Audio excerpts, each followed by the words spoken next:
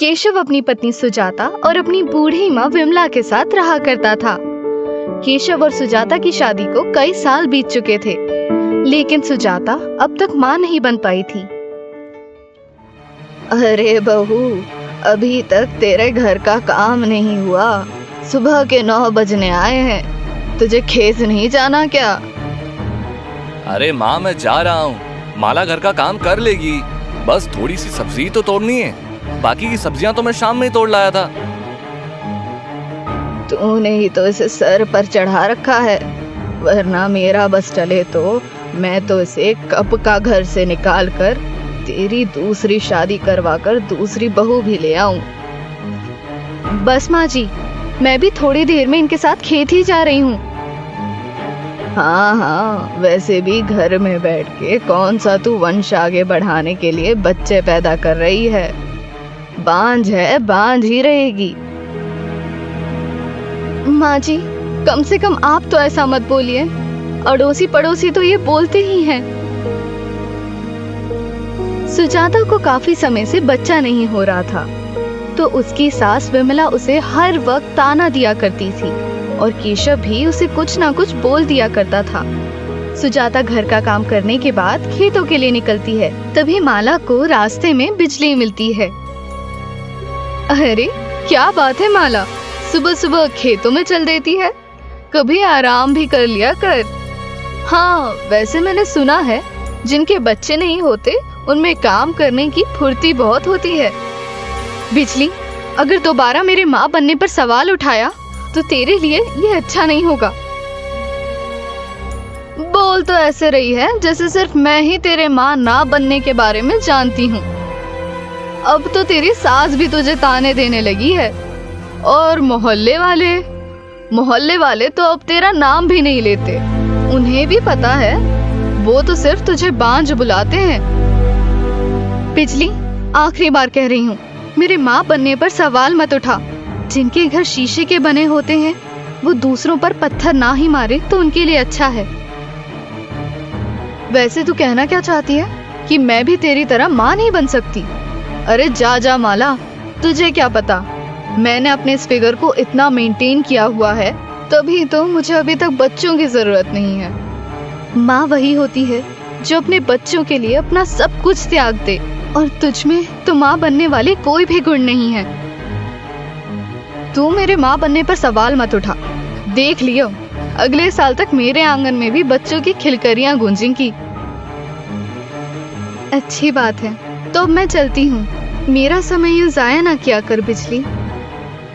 इतना कहकर माया खेतों की तरफ चली जाती है। इधर बिजली माला को कोसते हुए अपने घर जाती है। इसे क्या मालूम फिगर क्या चीज होती है। कोई भी मुझे देख ले तो ये ना कहे कि मेरी शादी हो चुकी है। अरे अरे बिजली भाभी, क्या बात हो गई? सुबह सुबह इतना कड़क क्यों रही हो? अरे क्या बताऊं राजू भाई साहब, रामकिशन की पत्नी को कितनी बार कहा है, मेरे पति के बारे में चाहे लाख बुराई कर, उसे मोटा, गेंडा, भैंसा, जो मर्जी कहना है कह ले, लेकिन मेरे फिगर पर उंगली ना उठाए। अरे रे रे रे, ये तो बहुत बुरा किया माला भाभी ने आपकी फिगर पर उंगली उठाकर। वही तो, मेरी पतली कमरिया देख लोग हाय हाय करते हैं, और मेरी तिरछी देख लोग आहें भरते हैं। ये तो ठीक कह रही हो बिजली भाभी आप। वैसे आजकल गंगू भैया कहाँ रहते हैं? आप तो जानते ही हैं राजू भाई साहब, उनके 2 ही काम है, एक खाना और उस खाने को निकालने के लिए खेत में जाना। बस उन दोनों में से कोई एक काम कर रहे होंगे। अरे भाभी, उन्हें कहा कीजिए सुबह को टहलने जाएं। ऐसे में तो जितने आपके घर का एरिया नहीं है, उससे ज्यादा तो उनका पेट बढ़ रहा है। मैं भी उनसे यही कहती हूँ, लेकिन उन्हें कौन समझाए। ना जाने कौन सी मनहूस घड़ी में मेरी माँ ने मुझे इनसे ब्याह दिया। हाँ, ये बात तो बिजली भाभी की एकदम सही है। लंगूर के हाथ में अंगूर। बिजली को हमेशा अपने फिगर की चिंता रहती थी। वहीं दूसरी तरफ उसका पति गंगू हर वक्त खाने की चिंता करता रहता था। इधर माला खेतों में सब्जियां तोड़ने जाती है और माला को आते देख रामकिशन माला से कहता है, अरे आ गई तुम, चलो अच्छा ही है आ गई हो तो। अभी बाकी बची सब्जियां तोड़ो, मैं जा रहा हूँ राजू से मिलने। जी ठीक है, आप जाकर खाना खा लीजिए, मैंने खाना बना दिया है। सुबह से शाम हो जाए या रात, पूरी सब्जियां तोड़कर ही घर लौटना, वरना माँ मुझे ही सुनाएंगी। रामकिशन इतना कहकर वहाँ से चला जाता है। माला भी सब्जियां तोड़ने में लग जाती है और सब्जियां तोड़ते तोड़ते कब शाम से रात हो जाती है माला को ये पता भी नहीं चलता। इधर माला को शाम की दिया बत्ती की चिंता सता रही होती है। शाम से रात होने को आई है, लेकिन उन्हें एक बार भी चिंता नहीं हुई कि मैं खुद देखने आऊं। लगता है मुझे खुद ही सब्जियां लेकर घर पहुंचना होगा। इतना कहकर माला टूटी हुई सब्जियों को टोकरी में रखती है और घर के लिए निकल पड़ती है। और घर पहुंचकर देखती है तो घर में अंधेरा होता है, किसी ने दिया बाती तक नहीं किया होता। हे सिया राम, मुझे माफ करना, आज दिया बाती में मुझे थोड़ा विलंब हो गया। अब जैसे ही माला दिया बाती करने जाती है, मोहल्ले से घूम फिर कर शांता घर आती है और घर में अंधेरा देखकर माला को सुनाने लगती है, राम राम, अब तक इस औरत से घर में जोत बत्ती भी नहीं की गई। वैसे ही इसकी पूजा पाठ से भगवान खुश नहीं रहे, ना ही इसे कोई संतान दे रहे हैं, तब भी इस औरत में शर्म तो बची ही नहीं। माँ जी, आप ही कैसी बातें कर रही हैं? मैं तो अभी अभी घर आई हूँ। आज तो तूने बड़ा काम कर लिया, ये बताना चाह रही है? इतना काम तो मैं रोज ही करती थी जब मैं तेरी उम्र की थी। माँ जी, मैंने ऐसा कब कहा कि आज मैं बहुत काम करके आई हूँ? मैं तो बस बता रही थी कि मैं अभी अभी घर आई हूँ और दिया बत्ती करने ही जा रही थी। अरे हाँ, क्यों नहीं, तू ही तो है जो इस घर को चला रही है, बिना हमारे वंश को आगे बढ़ाए, बांझ कही की। इतना कहकर शांता फिर से घर के बाहर चली जाती है और माला माता सीता और भगवान राम के आगे जोत बत्ती करने लगती है। हे माँ सीते, मेरी सूनी को भर दो, अब तो मुझे मोहल्ले वाले भी बांझ कहने लगे हैं, मुझसे ये कड़वे शब्द सुने नहीं जाते। माला ना तो अपने पति और ना ही अपनी सास शांता से कुछ भी कहती थी, क्योंकि वो बहुत ही सीधी थी। ऐसे ही समय गुजर रहा होता है। माला की सास शांता माला से दिन रात बहुत काम करवाया करती थी, लेकिन माला अपनी सास को एक शब्द भी नहीं कहती। इधर दिवाली का दिन भी नजदीक आ रहा होता है और दिवाली वाले दिन ही शांता हद कर देती है। अभी सुबह के 3 बजे हैं और इस औरत को कहती हूँ खेत में जाकर सब्जी तोड़े, वरना मेरा लड़का बेटा पूरे दिन खेत में सब्जी तोड़ेगा। मुझे उस पर बहुत दया आती है, एक तो बेचारा अब तक बाप के सुख से वंचित है। अरे बहू, सुनती क्यों नहीं? उठ जा, सुबह के 3 बज रहे हैं, आज खेत की सारी सब्जियां तुझे ही तोड़नी है। दिवाली लक्ष्मी पूजा का दिन है और घर की लक्ष्मी सुबह जल्दी उठेगी तो ही तो घर में लक्ष्मी आएगी, इसीलिए जल्दी उठा रही हूँ ताकि 8 बजे तक तू पूरी सब्जियां तोड़कर वापस आ जाए। माँ, मुझे सोने दीजिए, मैं शाम में सब्जियां तोड़कर लाई थी तो मैं बहुत थक चुकी हूँ। प्यार से कह रही हूँ तो मान जा, वरना मुझे तो लगता है तुझ पर पानी डालना पड़ेगा, तब जाकर तू उठेगी। माला बेचारी भी क्या करती, वो उठकर बैठ जाती है और अपने सर पर टोकरा लिए अपने घर से निकल जाती है। माँ जी ना जाने क्या चाहती हैं, मुझे तो यहाँ डर भी लग रहा है। माला अब खेतों में पहुँचती है और लालटेन के सहारे सब्जियां तोड़ने लगती है। माला को नींद भी आ रही होती है, लेकिन वो सब्जियां तोड़ने में लगी हुई है। तभी माला को गंगू सुबह के 4 बजे खेतों में सब्जी तोड़ते देखता है। अरे सुबह सुबह माला भाभी खेतों में सब्जियां तोड़ रही है। लगता है रामकिशन भाई साहब को अच्छी कमाई हो रही है सब्जियों से। लेकिन मुझे क्या, मुझे तो जोरों की आई है, अपना काम कर लेता हूँ पहले। अब माला सुबह के 7 बजे घर लौटती है और वो देखती है कि उसकी सास और उसका पति दोनों अभी तक सो रहे हैं। बेचारी माला घर का काम करती है, तभी माला के घर बिजली पहुंचती है। अरे रे, क्या बात है माला, आजकल तो तू खूब मेहनत करने लगी है। अभी अभी मेरे पति बता रहे थे कि तू सुबह 4 बजे खेत में थी। हाँ, वो मैं सब्जियां तोड़ने गई थी और अब भी आई हूँ। अब मैं घर के काम करूँगी। इसका मतलब तू खेतों में सब्जी तोड़ने गई थी तो लोगों को बताते गई है कि मेरी सास ने मुझे सुबह सुबह खेतों में भेज दिया। अरे तू तो अपने मन से गई थी ना, और अपनी सास को बदनाम कर रही है। अरे शांता काकी, चाहे माला को खेत में आपने भेजा हो या माला खुद से गई हो, लेकिन काम तो आप लोगों का ही हुआ है ना, इसमें लड़ने वाली क्या बात है। अरे बिजली, तू जानती नहीं है मेरी बहू को, मैं तो इसे रानी बनाकर रखती हूँ, रानी। भले ही ये मेरे कुल को आगे नहीं बढ़ा रही है। हाँ शांता काकी, इस बात का दुख तो मुझे भी बहुत है, तभी तो आप सूखती जा रही हैं। अरे बिजली, क्या बताऊं, जहाँ 3 टाइम का खाना खाती थी, अब एक समय की रोटी भी सही से नहीं खाई जाती।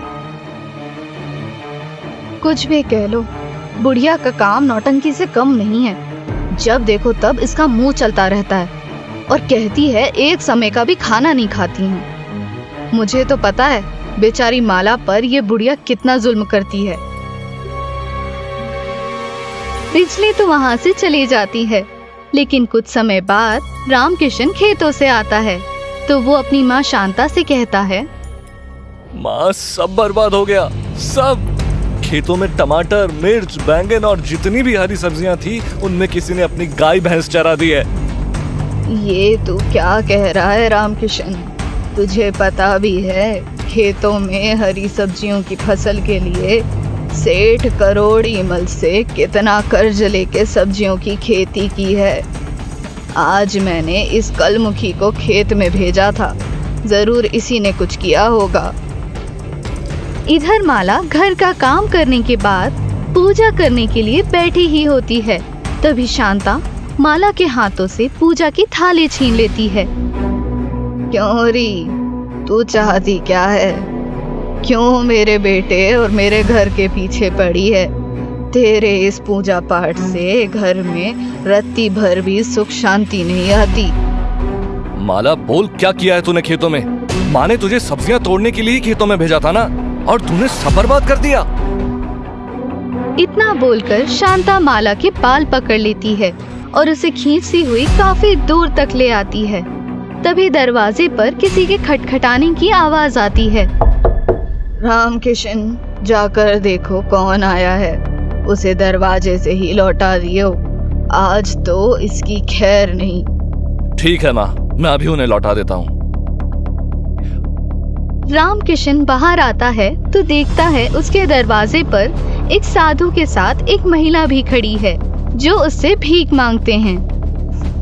अरे अरे जाइए, यहाँ आपके लिए कुछ भी नहीं है, बल्कि आज दिवाली वाले इतने शुभ दिन पर हमारा बहुत नुकसान हो गया है। हम पहले ही बहुत परेशान हैं, माफ कीजिए हमें। रामकिशन इतना बोलकर उनके मुंह पर ही दरवाजा बंद कर देता है और इधर शांता ना सिर्फ माला को मार रही होती है बल्कि उनसे खरी खोटी भी सुना रही होती है।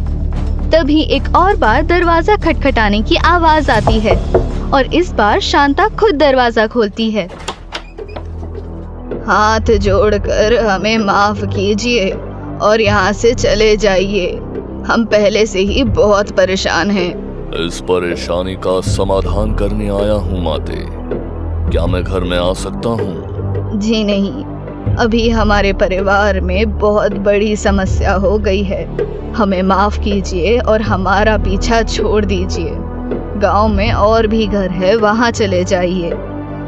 शांता साधु से ये कह ही रही होती है, तभी साधु और वो महिला घर में प्रवेश कर जाते हैं और घर में प्रवेश करते ही घर के चारों तरफ दिए जगमगा उठते हैं।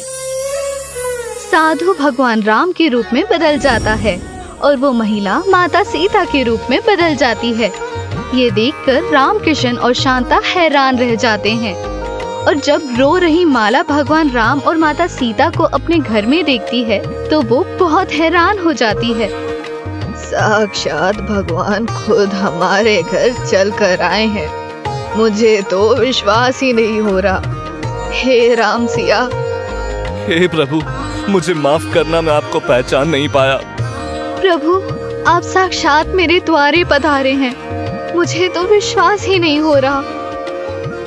उठो माला, नारी कभी कमजोर नहीं होती, बल्कि उसे कमजोर बनाया जाता है। खासकर एक औरत ही दूसरी औरत की दुश्मन बन जाती है। माँ सीते, मुझे माफ करना। अब मुझसे ऐसी गलती नहीं होगी। मुझे अपनी बहू की भक्ति की शक्ति का अंदाजा नहीं था। माला, हम तुम्हारी भक्ति से खुश हुए। अब से तुम कभी भी दुखी नहीं रहोगी, ना ही तुम्हारे परिवार वाले तुम पर अत्याचार करेंगे और तुम्हें आज के बाद से धन, समृद्धि, वैभव, किसी चीज की कमी नहीं रह जाएगी। हाँ माला, और मैं तुम्हें आशीर्वाद देती हूँ कि तुम्हारी सूनी कोख भी जल्द भरेगी।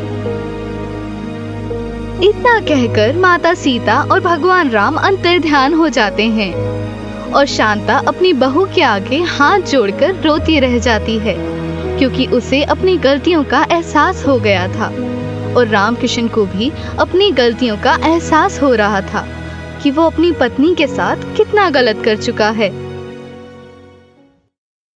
मायावी गधा। एक छोटे से गांव में धीरज अपनी पत्नी और 2 बच्चों के साथ रहता था।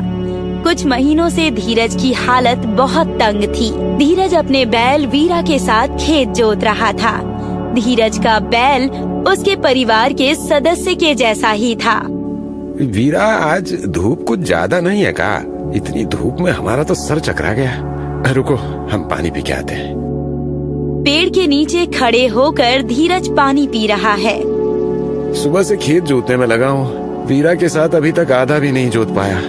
गांव में सबके खेत हरे भरे हैं, एक हमारे ही खेत बंजर हैं। धूप में घंटों जुताई करने से धीरज के बैल वीरा खेत में ही गिर जाते हैं। वीरा, क्या हुआ? वीरा? धीरज वीरा को अपनी पानी पिलाता है और उसे घर लेकर आता है। धीरज की पत्नी पुष्पा पूछती है, क्या हुआ जी, पूरा खेत जोत दिए? कहाँ, आधा भी नहीं जोत पाए। इतनी धूप थी कि वीरा खेत में ही बेहोश हो गया था। मजबूरन घर लाना पड़ा। सुनिए, वो कृष्णा आया हुआ था पैसे मांगने के लिए। इतनी जल्दी काहे आ गया? 10 तारीख बोले थे उससे। तभी कृष्णा घर के अंदर आ गया। धीरज बाबू, आज 10 तारीख ही है। अरे अरे कृष्णा भैया, आप अब तक यहीं थे? आइए बैठिए। छोड़िए ये सब, पैसे कब दीजिएगा ये बताइए। आपके चक्कर में 40 रुपये का तेल जला कर आए। अभी थोड़ी कड़की चल रही है, 4-5 दिन और रुक जाते तो। जब पैसे दे नहीं पाते हो तो लेते काहे हो?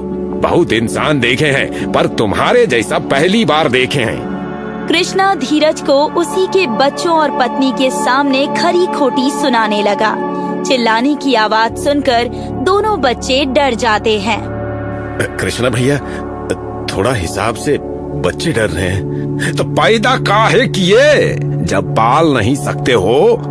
देख लो बच्चों, तुम्हारा बाप कैसा है। बड़े होके इस बहुरूपिये की तरह मत बन जाना। जा रहे हैं, 4 दिन बाद फिर आएंगे और पूरे गांव के सामने इज्जत उतारेंगे तुम्हारी। बच्चों के मुंह को देखकर धीरज को बहुत अफसोस होता है। धीरज अपनी ही नजरों में गिर चुका था। रात में जब सब सो जाते हैं, क्या फायदा है इसी जिंदगी का? राह चलता आदमी भी सुना के चला जाता है। हमारे बच्चे खुल के जी नहीं पा रहे, पत्नी को खुश नहीं रख पा रहे। हमें तो मर जाना चाहिए। धीरज पंखे में रस्सी बांधता है और लटकने की तैयारी करता है। तभी धीरज की 10 साल की छोटी सी बेटी रूपा उठकर आ जाती है। पापा, ऐसा मत कीजिए, आपके बिना जिंदगी और मुश्किल हो जाएगी। रूपा ने इतनी मासूमियत से कहा कि धीरज को समझ आ जाता है कि वो कितनी बड़ी गलती कर रहा था। धीरज रोते हुए रूपा को गले से लगा लेता है। अब पापा कभी ऐसा नहीं करेगा बेटा, कभी नहीं। अगली सुबह वीरा को छोड़कर धीरज खेत जोतने के लिए अकेले ही चला जाता है। थोड़ी मिट्टी कोड़ने के बाद उसे जमीन के नीचे से एक मिट्टी का घड़ा मिलता है। छी, कितना गंदा घड़ा है, ये हमारे खेत में कैसे आया? मुझे मत फेंको। ये कौन बोला? मैं बोला। अरे बाप रे, पहली बार घड़े को बोलते देखा है। मैं कोई साधारण घड़ा नहीं हूँ, मायावी घड़ा हूँ। तुम्हारी जो भी इच्छा है मुझसे मांगो, मैं पूरा करूँगा। कहा? सच में? अभी मांगते हैं। पर तुम्हारे मांगने के बाद मैं भी तुमसे कुछ मांगूंगा। हम गरीब का दे सकते हैं, हमारे पास कुछ नहीं है। जो तुम्हारे पास होगा वही मांगूंगा। ठीक है, हमारी इच्छा ये है कि हमारा पूरा खेत फसल से भर जाए। घड़े से चमकती हुई रोशनी आती है और धीरज का पूरा खेत फसल से भर जाता है। ओ तेरी, तू तो सच में मायावी घड़ा है। अब मेरी इच्छा पूरी करो, मुझे एक मुर्गी खानी है। मुर्गी तो हमारे घर में है, वही देते हैं, चलो। धीरज घर पहुंचता है और घड़े में मुर्गी डाल देता है और पुष्पा को पूरी बात बताता है। सच में? ऐसा है तो हमें 9 लखा सोने का हार चाहिए। तेज रोशनी के साथ 9 लखा सोने का हार सामने आ जाता है। अरे बाप रे, ये तो सच में मायावी घड़ा है। हमने कहा था ना, अब मुझे 2 मुर्गियाँ चाहिए। देते हैं। धीरज ने 2 मुर्गियाँ घड़े में डाल दी और दोनों सोचने लगे कि अब क्या मांगे। एक बड़ा घर मांग ले। बड़ा घर नहीं, कोठी मांगते हैं। धीरज मायावी घड़े से एक कोठी मांगता है। थोड़ी देर में ही उनका घर बड़े से कोठी में बदल जाता है। उस कोठी में 10-12 कमरे होते हैं। मुझे एक बकरा चाहिए। धीरज बिना कुछ सोचे समझे उसे बकरा दे देता है। अब उनका घर खुशियों से भर जाता है। तभी धीरज का बड़ा बेटा सोनू कहता है, पापा, अब बहुत सारे पैसे मांगते हैं। धीरज फिर उस मायावी घड़े से बहुत सारे पैसे मांगता है। तभी उनके सामने पैसों का पहाड़ बन जाता है। वाह, अब तो सबके पैसे चुका दूंगा ब्याज के साथ। मुझे 2 बकरे चाहिए। धीरज 2 बकरे लेता है और मायावी घड़े को दे देता है।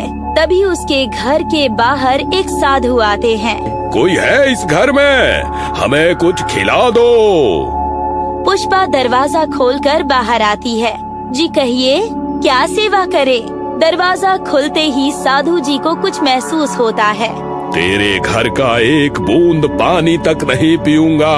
उसे जहाँ से लाई है वही रख दे, वरना तेरी जिंदगी बर्बाद हो जाएगी। पुष्पा और धीरज ने उस साधु की बात को अनसुना कर दिया, क्योंकि अभी तो उन पर पैसों की धुन सवार थी। अगले दिन धीरज मायावी घड़े से जमीन मांगता है। मेरा खेत 100 बीघा का हो जाए। उसका खेत 100 बीघे में बदल जाता है। वाह, अब मजदूर रखने पड़ेंगे खेत में काम के लिए। तभी घड़े से आवाज आती है, मुझे तुम्हारा बैल वीरा चाहिए। धीरज ये सुनकर अचंभित हो जाता है। हम वीरा को अपने परिवार का हिस्सा मानता हूँ, हम वीरा नहीं देंगे। मुझे वीरा चाहिए। अरे तो दे दो ना, हम बहुत सारे बैल खरीद लेंगे, वीरा से भी अच्छे। तुम पागल होगा, हम वीरा को नहीं देंगे। ए घड़े, हम तुझे 4 बैल देंगे, पर वीरा मत मांग। मुझे वीरा ही चाहिए। मैंने तुम्हारी इच्छा पूरी की, अब तुम मेरी इच्छा पूरी करो। आखिरकार धीरज को वीरा देना ही पड़ा। वीरा को देते वक्त धीरज बहुत रोया। अब इस घड़े से हम कुछ नहीं मांगेंगे, ये घड़ा हमारा दोस्त को कहा गया। धीरज ने उस मायावी घड़े के ऊपर कपड़ा डालकर घर के कोने में रख दिया। कई दिनों से कोई कुछ नहीं मांग रहा था उस घड़े से। एक शाम पुष्पा गुस्से में घर आती है। क्या हुआ, इतने गुस्से में कहाँ है वो? वो मुखिया की पत्नी 4 लोगों के सामने डींगे मार रही थी कि हमारे भाई ने दुबई से हार भेजा है, जैसे कि उसके अलावा किसी और के पास दुबई का हार हो ही नहीं सकता। तुम कहाँ जा रही हो? उस मायावी घड़े से मांगने। पागल मत बनो, पता है ना वो घड़ा हमारा वीरा खा गया। तो तुम हमें दुबई का हार लेके दोगे? हाँ? नहीं ना, बस हम उस घड़े को 2 बैल देंगे और वो हमें दुबई का हार देगा। पुष्पा ने उस घड़े से दुबई का हार मांगा। घड़े ने दुबई का हार दे दिया, जैसा कि पुष्पा को चाहिए था। रुको, हम तुम्हारे लिए 2 बैल लेकर आते हैं। मुझे बैल नहीं चाहिए, तुम्हारी छोटी बेटी रूपा चाहिए। ये सुनकर दोनों पति पत्नी के होश उड़ जाते हैं। देखा, अब क्या करोगी? दोनों पति पत्नी गिड़गिड़ाते, पर वो घड़ा बार बार रूपा का ही नाम ले रहा था। तुम दोनों के पास कल तक का समय है, कल तक मुझे तुम्हारी बेटी रूपा चाहिए। दोनों को कुछ समझ नहीं आता। तभी वही साधु फिर से उनके घर आते हैं। कहा था ना, उसे जहाँ से लाया था वहीं छोड़ आओ। दोनों साधु जी के पैर पकड़ लेते हैं और अपनी बच्ची को बचाने की भीख मांगने लगते हैं। एक उपाय है कि बीचों बीच पीपल का पेड़ है, वहीं इस मायावी घर को गाड़ दो और उसी के ऊपर देवी का मंदिर बनाओ, वो भी रातों रात, वरना कल ये तुम्हारी बेटी को ले जाएगा। जैसा साधु जी ने कहा था, धीरज ने वैसा ही किया। पहले मायावी घड़े को पीपल के पेड़ के नीचे गाड़ दिया, फिर उसी रात देवी का मंदिर बनवा दिया और अगले दिन से ही गांव वाले देवी के मंदिर में पूजा करने लगे। हे देवी माँ, अब तुम ही हमारे परिवार को इस मायावी घड़े से बचा सकती हो। हमारे परिवार की हमेशा रक्षा करना देवी माँ। अच्छा हुआ कि समय रहते ही साधु वहाँ आ गए, वरना धीरज और पुष्पा के लालच की वजह से वो लोग आज अभी अपनी बेटी खो चुके होते। मायावी घड़ा शैतानी है और अब देवी माँ ही उसे रोक सकती है।